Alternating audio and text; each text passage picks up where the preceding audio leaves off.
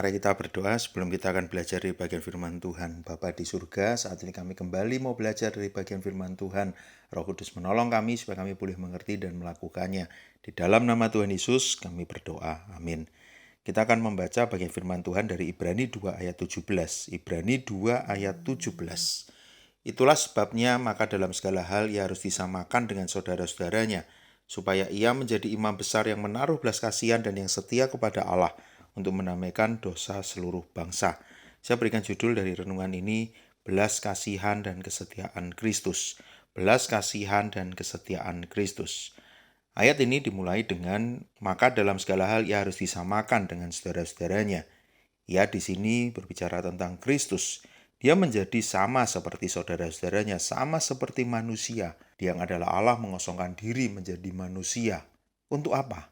Supaya ia menjadi imam besar. Kalau di perjanjian lama imam besar datang menghadap Allah setahun sekali, membawa korban dan mewakili umat, mewakili bangsanya untuk boleh memohon ampun kepada Tuhan. Di perjanjian baru, bagian ini sudah berubah.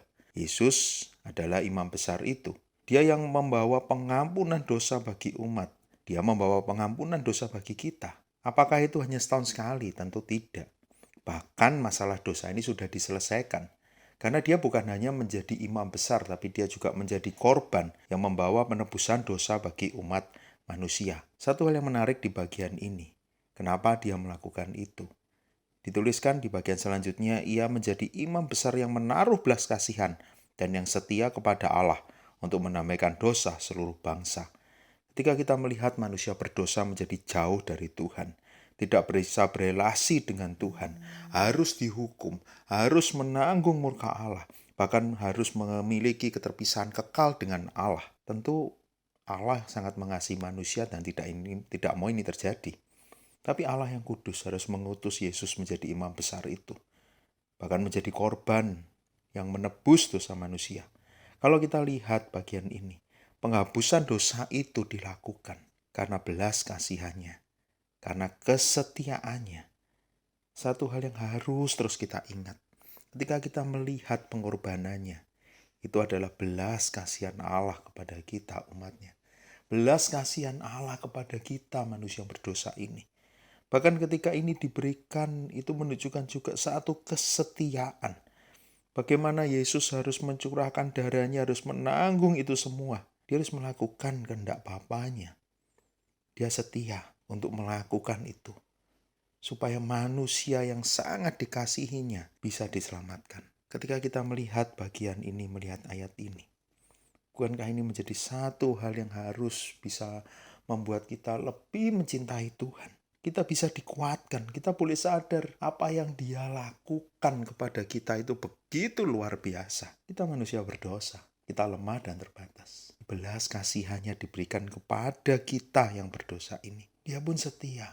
Ketika kita melihat kesetiaan Tuhan pun sampai hari ini, bagaimana dia tetap menjaga kita, dia tetap memelihara kita. Bukan hanya imam besar masuk 1 tahun sekali, tapi sekarang kita boleh terus datang kepada dia di dalam segala kelemahan kita. Dia pun mendengarkan setiap seruan doa kita. Melihat kelemahan kita, seruan-seruan di tengah segala pergumulan hidup yang tidak mudah ini. Bahkan kalau kita lihat ayat 18, Kristus sendiri tahu apa yang kita rasakan. Dia pernah dicobai, maka dia juga bisa menolong kita. Saudara, apapun yang kita rasakan hari ini, Kristus sudah mati di kayu salib bagi kita. Dia lakukan itu karena dia berbelas kasih kepada kita. Dan dia setia. Bagaimana kita melihat hal ini? Semoga kita mau semakin mengasihi dia. Kita pun mau terus setia mengikut dia. Apapun yang terjadi kita tahu. Kita sudah mendapatkan bagian yang terbaik ini. Karena dia sudah melakukan yang terbaik bagi kita. Biarlah respon kita. Bahkan di tengah segala hal yang berat yang harus kita alami. Kita mau terus melihat dia. Dan kita mau terus setia. Mari kita berdoa. Bapa di surga, terima kasih. Anugerah-Mu begitu besar.